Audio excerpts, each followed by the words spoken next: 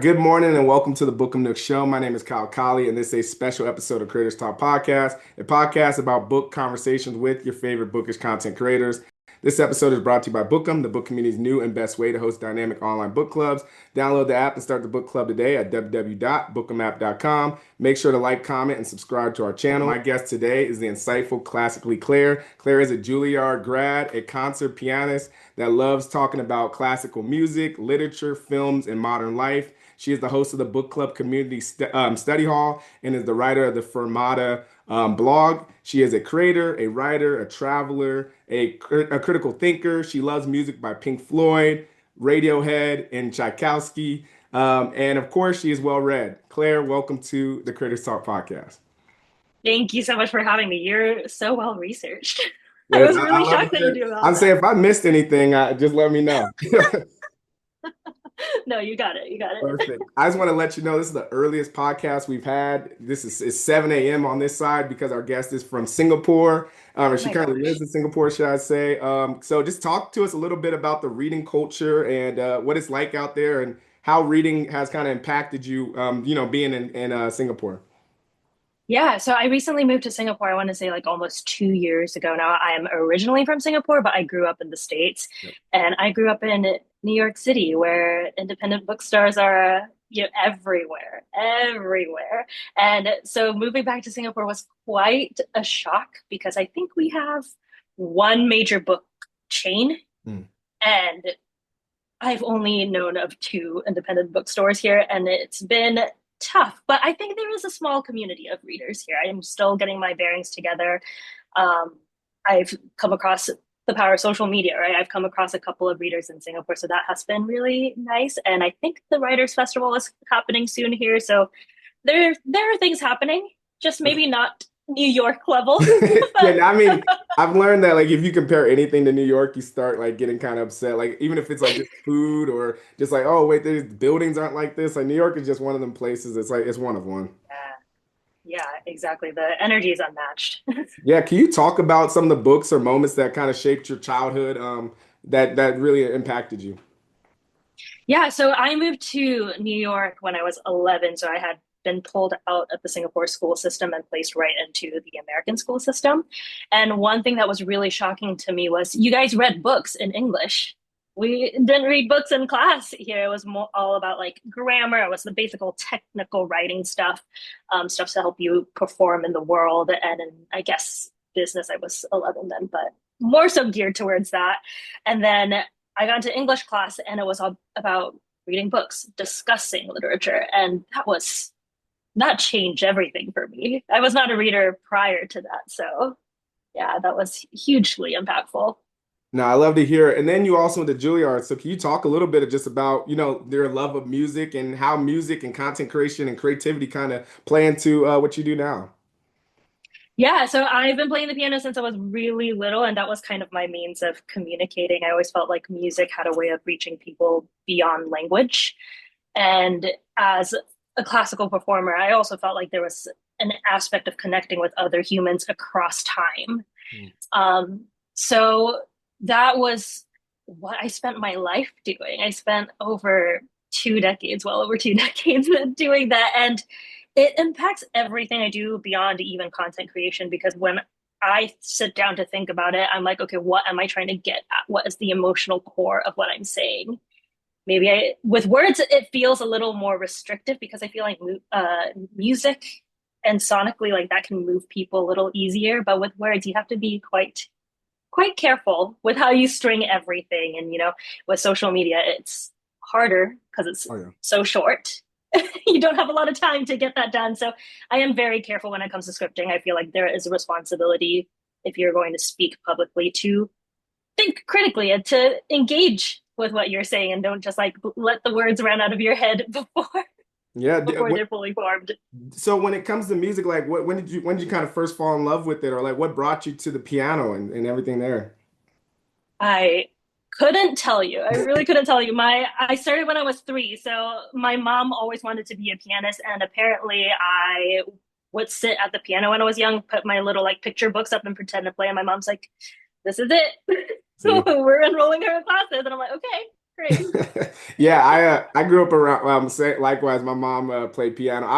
I never actually got the piano gene, but I always just been a fan of music and like just work like people that are creative in that sense because as you're saying, music is such a language in itself and even like what you're talking about with the fermata and just how like that's a pause and it's a break in the moment of music. I think that is a way how we should appreciate life too, is like having those moments, whether it's reading or creating, that gets us out of like the day-to-day grind that we're usually in. Absolutely. It's essential to us being humans.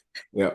Do you see an overlap between just like performing music and like how you kind of approach storytelling online?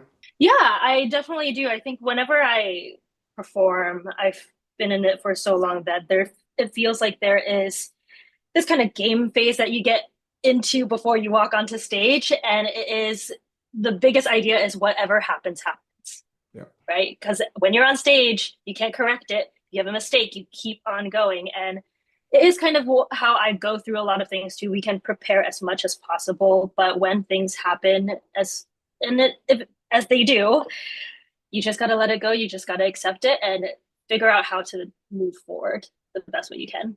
No, that's well said. And one of the things that, okay, so I was talking to a professor that's doing like a Kendrick Lamar course at Temple.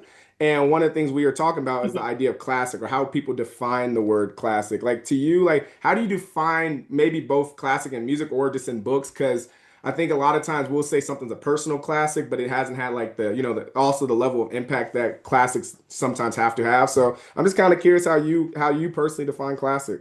I think classic is ultimately what makes us human. What it's the same, it's a core belief or a core feeling or experience that no matter where you are in time, no matter where in the world, we can all understand that feeling. So in literature, I think classic literature gets this larger than life kind of intimidating, difficult, hard to approach kind of veneer, and people are afraid to walk up to it and dive in. But I always think that like no, you just have to at the end of the day, it talks about being human, it talks about being alive. Maybe the language is a little difficult, so sit with it a little bit longer. It's not unapproachable. As long as you're alive, breathing, experiencing the world, you'll get it. No, that's great. I love that. I think we do all need to just when you read classical literature, whether it's like Shakespeare or just any other, that it pushes you just a little bit because of what you're saying, that feeling of I don't know everything. So it's a little bit of a requirement to like force yourself to engage with the literature a little bit longer, to have those kind of those moments to discuss and have that collective learning that comes with it because you get to hear other people's perspectives where you're like, okay, I read this sentence like this. But I didn't, it's like, okay, you have this different life experience and you saw it completely different. And then it just becomes fun because everybody's like reading and engaging with this literature in different ways. Could not have said it Yeah. better. Yeah, of course. And then can you talk a little bit, just like one of the things that we were talking about before we started the pod was just how much I appreciate your content creation and kind of how you balance classical books and like modern digital storytelling. Can you talk a little bit about what first got you into just posting online and posting books specifically as a content creator? Yeah, okay. So prior to finally saying, you know what, I am going to do this, I actually spent most of 2025 offline. And I think it's so funny that like now I'm online doing this quite regularly, and I did not have Instagram on my phone. I was not a scroller, but I was before that. And I realized that I was in this spell of nihilism because as you're scrolling, you're absorbing so much information so quickly that no matter what, like you're going to feel the weight of the world on your shoulders, but you won't know why because you're going at the speed of lightning. And so I deleted social media off my phone, and I'm like, okay, I need to reconnect. I need to touch grass, as they say. So I started filling my time with books and reading, and just really, you don't realize how addictive it is. Like I would pick my phone up and try to scroll, and I'm like, wait, it's not it's not there. Mm. Like, and my brain was not like connecting with my body. So when I started going offline, reading a lot more, I thought this changed my life. I felt a positivity and a hopefulness, especially with how heavy the world feels right now, that there's something to be done. I also read a lot of classic literature, so then you start to realize that these feelings are not new. People have gone through these things before, and so much truth has been held in them. A lot of stuff that I don't agree with too, but I think part of engaging critically is understanding why you don't agree with it and arguing with the author. So I thought if people are going to be scrolling anywhere anyway, if people are spending their time on these apps, if I could be a little blip on in their scroll to interrupt that to say pause a little bit, let me invite you to this conversation, I think it's worth it. No, there's a lot to unpack there. You said some good things. Like one, I was thinking about like J. Cole had this conversation. He was talking about his relationship with social media, and he said like the first time he got off social media, he was just like, "All right, cold break. I'm not going to use it anymore." And like kind of what happened to him was that when he came back, he said the exact same habits and the same like, "Okay, I'm doom scrolling," or "I've been on Instagram for 6 hours." He's like that same feeling came back. And he said that he had to build out a relationship with social media. And kind of like what you're talking about is like, if I'm going to spend time here, I have to, be a, like you said, a light in this tunnel of like a lot of opinions. So I think that's a great way of looking at social medias too. And like, how can I bring value to it? Or how can I share something that I know in a way that's like adding to the collective, thought process or moving the human experience forward? Yeah, absolutely. And you mentioned this earlier, this idea of collective learning. I think social media and the internet is so great for that. But how we're using it right now isn't, right? It's forcing us to be reactionary first versus how can we how can we talk? How can we get in dialogue? Not in this like, oh, you stand firmly on this ground and I stand firmly on this ground, but like, okay, we stand on these grounds. Why? Yeah. How do we like not even meet in the middle, but like how do I understand you and how do you understand me? So Yeah. I think social media has that power. We just need to use it well. Yeah, and to your point, it's like that nuance too, because a lot of times, like when we're in person, like it's easier to agree to disagree all the time. We're like, hey, you said your opinion, I heard it out, I don't agree with it, we can go on to something else. But on social media, it's like, okay, even if you read, I know you're talking something about even like Russian literature, and like people will be like, oh, I can't believe you're reading this. Like, I don't agree with a lot of stuff I read, but I have to engage with it so I can form a better opinion. I just think that type of reading is like kind of and I see a lot with what you're doing too, which I appreciate because then it's like, okay, obviously I'm not going to agree with everything in this book, but let's have the conversation and let's see where it goes. Yeah, I don't think I've ever read a book where I've agreed 100% with what the author has said. Right? Right. I don't think so. I agree with you. And then speaking of just like what kind of tools do you like to use when you're doing your content creation or like are you scripting before? How you kind of think about when you're making your reels and just your content? Yeah, I do script my reels, especially when it comes to book reviews. I think book reviews also kind of fall into this category of like being reactionary first. So I had this conversation with someone about how I approach reviews where I try my best not to share my emotional takeaway from it, simply because I feel like that's something that we can discuss once you formed your own. I don't like to read other people's emotional responses to books because I feel like that's only setting you up for failure. If someone's like, "Oh, this book changed my life," and I'm like, "Hold on, it didn't change mine. It's bad." Right? Like it doesn't mean that. So I think presenting what the book is about, presenting what the themes are in here and what stood out to me most and what it kind of like opened for me is how I like to approach my reviews, my content, and inviting people to join in on that. And when people do pick up the book, we can then discuss, okay, what did you think? How did it make you feel? And I think that's exciting. It furthers the conversation instead of like stopping it at the 30-second mark. Right. And I think you're spot on with the reviews thing too. Like we think about that a lot. Like one of the things that we implemented, kind of like the Rotten Tomato, where you have like critical reviews and you have audience reviews. Because then it's like, because a lot of times when you see reviews now, what you're saying is true. It's like I give this a 3 because I just hate this, or I did. It's like a very much an emotional kind of review on that side. So I think it should be like to your point. We should have two sides so you can like, all right, here's what critics are saying, whether they hate it or not, that's fine. But you get to see the duality of like the review, so it gives you more of more of a understanding of whether you will or may not like the book. Because one of the things we talked about with a couple of other content creators on is like you might say something that you really hate about the book is the exact same reason why I would love the book. You know what I mean? And so like sometimes when people Absolutely. say that, you're like, okay, wow, I might actually go check this book out then. Absolutely. There's a book that I did not like personally. It was just not my taste. And I had a conversation with someone who loved this book, and I could understand why, even though I didn't have that experience. But and it was around the topic of grief. This book talked a lot about that, and I realized that wow, groundbreaking. There are different ways of processing it, right? Like just because this way doesn't speak to me doesn't mean it's not valid to someone Yep. else. I agree. How do you balance depth and like relatability in your content? Because again, like we're talking about classics and things that some things people might have not, touched since high school or college, right? And when it comes Yeah. to like also rewarding the algorithm and kind of like, a lot of times you have to make that content very quickly to make sure it hits the right people, speak to them the right way. So how do you kind of balance that duality of relatability while also potentially chasing the algorithm? Yeah, that's such a good question. It sometimes feels like they don't go together.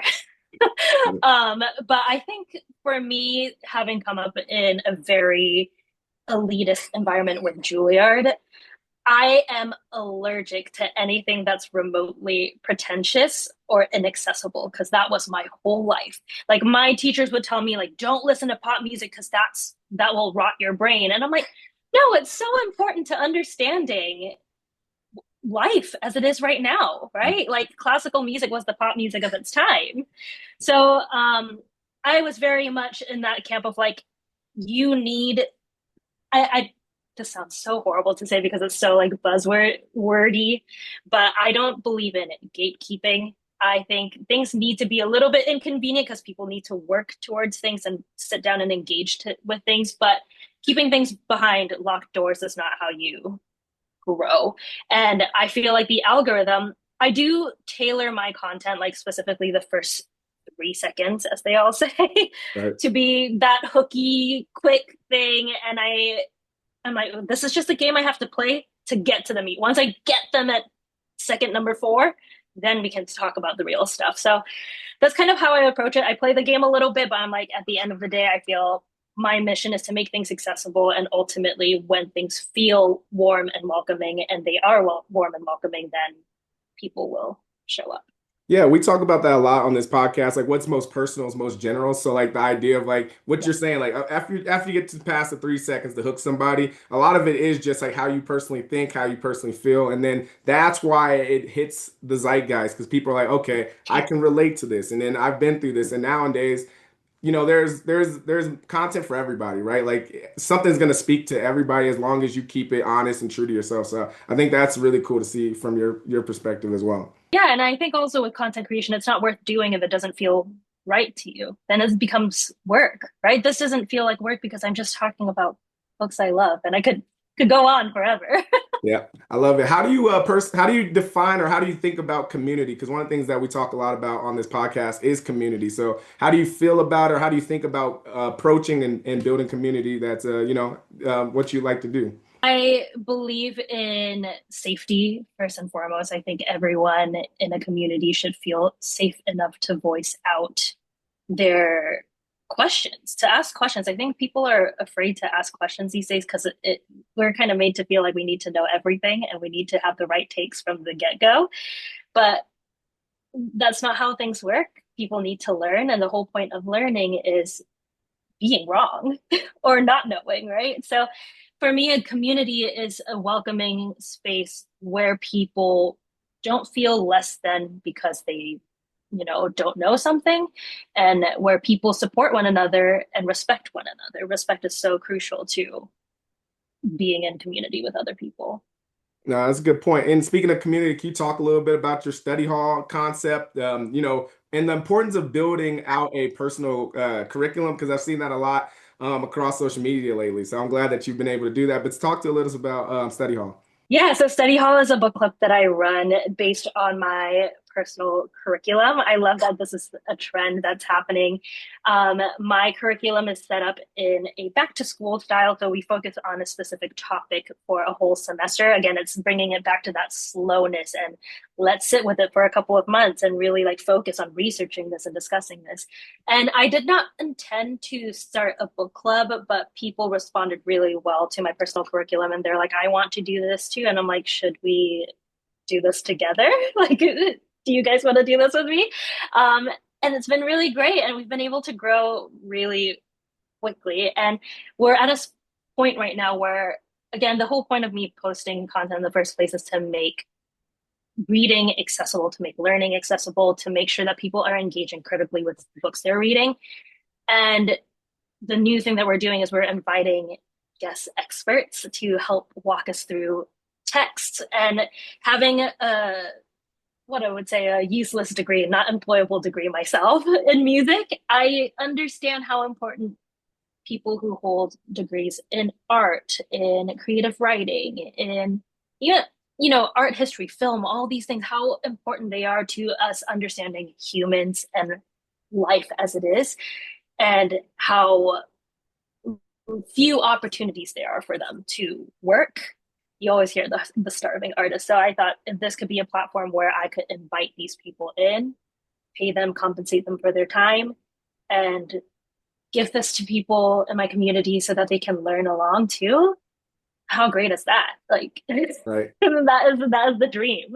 No, it's perfect. It's like you said, and the way you built it out is like a curriculum. So it feels like I think we all, I mean, that level, what schooling did do a good job of was like allowing you to have a layer of a space to learn, right? And I think what you're doing is really great because it gives you a space to learn with a, like, as you said, collective thinking process to it. So can you also talk a little bit about The Tempest? Because I think that's the current book you all are reading. What drew you Yeah. to this play, and what questions did it open up for you about human nature, especially kind of what you're talking about, the Yeah. theme of heroes and villains? Yeah. So how the theme came about was I came off reading The Master and Margarita, which has, fundamentally changed my DNA. And that question that came up was, how do we decide someone, or how do we deem someone as, good, what makes them a hero versus what makes them a villain? Because I feel like that line is so thin and it's never that clear, right? Like no one is all good, no one is all bad. Actually, most of us are all not all good. Yeah. um, so it was interesting, and I decided to build out this curriculum. And one of the things that I really loved from studying literature is there was always a mix of different types of writing. So there's always nonfiction, there's always a play, and I'm like, well, I want to read more Shakespeare. Why not go with Shakespeare? And The Tempest is very, very interesting because it is classified as a comedy, not in the modern sense, but it implies a happy ending. Um, and it it touches on a lot of very dark themes. One of them that really took me by surprise was it talked about colonialism Mm. in that time period. And I'm like, I would love to explore that. I don't know what that looks like in that lens. And as a modern reader, how would I go into this, right? And yeah, it is daunting. Also, I'm not going to lie, the size of it was a good size play to start with when I'm diving back into Shakespeare on my own or without a teacher or a professor. So yeah, it made sense. It also had a lot of the themes of power and the shifting of power, and nature plays a role in that too, which I feel like is a power source we don't think about a lot, um, especially with climate change and all of that. So yeah, that's why I decided to add it to the curriculum. No, that's cool. When I was in, I think it must have been sixth grade, our language arts teacher, we had to do the Tempest the play. So I remember, like That's so I had to cool. like revisit it, but I was like, I remember this play, and because I was King Alonzo or whatever. So like that was like it was really cool to see you all reading it. So I guess the question becomes, do you see Prospero as a hero, or do you see him as a villain, or where you see his duality there? Ooh. So it's complicated. He's in that gray space where we are not really sure, right? I think a lot of his magic, a lot of his power isn't even his. It comes from Yep. Sycorax, who is not even in the play. It comes from the island. It comes from what was there. Again, pulling in that aspect of colonialism and trying to make something into what it wasn't, by wielding that power in a way that wasn't supposed to be used. And I think his closing line throws that very question back to the audience's face, like whether or not like you think I am good, whether or not you think I am redeemed, as I've, gone through all of this, as I've forgiven all these people, do you forgive me? And then you add that layer too, that this was Shakespeare's last full play. Yep. And someone in the group had brought up that in their version, it says the play was written by Prospero. And I'm like, ooh, so is this Shakespeare's way of, you know, inserting himself, inserting some sort of his role in this, right? Being the playwright. So, yeah, not a satisfying answer, but I think it's the one that is uncomfortable to sit with, No, it's right? cool. Yeah, so it's like kind of what we've been talking about this whole time. Is like sometimes you gotta the text. There's a lot of ways to look at it. And even what you're saying with like the Yeah. last line, it kind of makes me think of like Rick Rubin and how he's like as an artist, like you work really, really hard. And then you give it to the world and you let the world decide whether it's good or bad. You know what I'm saying? But your process in building it all and your satisfaction comes before you put it out there. Once you put it out there, the audience is their job to Yeah. critique it, love it, hate it, everything in between. I think that's kind of like what you're talking about. The last line is like that's kind of what Shakespeare's getting at. Is like my appreciation comes from you guys talking about it, whether you like it or not. But I've already put this out there for you to interpret it. Yeah, absolutely. It's so subversive. And I think that that's a lens that people don't look at very often, the relationship between the art and the viewer, because that's a powerful one too. Yep. And then also when you talk about heroes and villains, I think I don't know if you've seen it. It's on Apple now. It's Martin Scorsese's new documentary. And I never like I've been a fan of his of his movies for a long time. But just when he was talking about like how all of his movies have that human element, and it's like these people are not good, they're not bad. Whether you look at the Goodfellas, or you look at something like Taxi Driver, he talks about specifically as like one of those blurred lines of hero versus villain. I think like that when I was Yeah. watching it and when you're talking like that, there is a lot of duality to us as humans. Like we're never good or just bad. We have a mix of both. Absolutely. And also what I'm very interested in exploring with this is who's deciding who the hero or villain is, because that changes too, right? Depending on which end of the spectrum you sit, someone who is typically celebrated as a hero could be the villain in your story. So interesting stuff. Yeah, so I want to shift a little bit to your writing. Fermata, can you talk about the idea behind your blog and what kind of inspired the name? Yeah, so fermata is the symbol in, it's a musical notation. It is a little arch with a little dot in the middle. And when it appears above a note, it means to pause for an indefinite amount of time. So that's up to the performer's discretion. So you linger, you sit with that particular note before you continue on. So again, it goes back to that pausing, that let's not be too quick to talk about something. Let's pause a little bit here and think about these things. And a lot of my writing revolves around the I don't know. Like, I don't know the answers. I'm not here to talk to you as an expert because I don't know. So it is that I don't know that I think a lot of people need to sit with a little bit more. And it is uncomfortable not to know. So Fermata is about sitting with the things we don't know and exploring further, which doesn't necessarily guarantee that you'll learn more, but you'll certainly know more than you did before. Yeah. What is your writing process like? How do you kind of think about writing? Because I always love talking to people that write and just enjoy, putting words in their thoughts on paper. Like you said, even in that, I don't know, just trying to figure it out. Like what is your writing process like? What even like what if if you had to think of a perfect writing day, what does that look like for you as well? Oh man, no phones, no notifications, no nothing, no one entering the space would be the perfect writing day. So just having the time to sit without distraction. Um, I love writing pen to paper. I think there's something very that when you communicate in that way versus just typing, it feels more alive, for the lack of a better word. It just feels more connected versus you're typing and then you can delete. I love looking at things that I've written and I don't agree with, and I have to cross it out and see like how the page flows. So I always start with writing, putting pen to paper. That's always where I start. I have a notebook that's covered in that. And only when that's fleshed out there do I move over to the Google Doc or whatever it is I'm writing on and start typing away. And Uh-oh. always with coffee very nearby. I was gonna say that's you got the old school pen to paper. I love to hear it. Do you write with music on, or do you play music or anything when you're writing? I can't.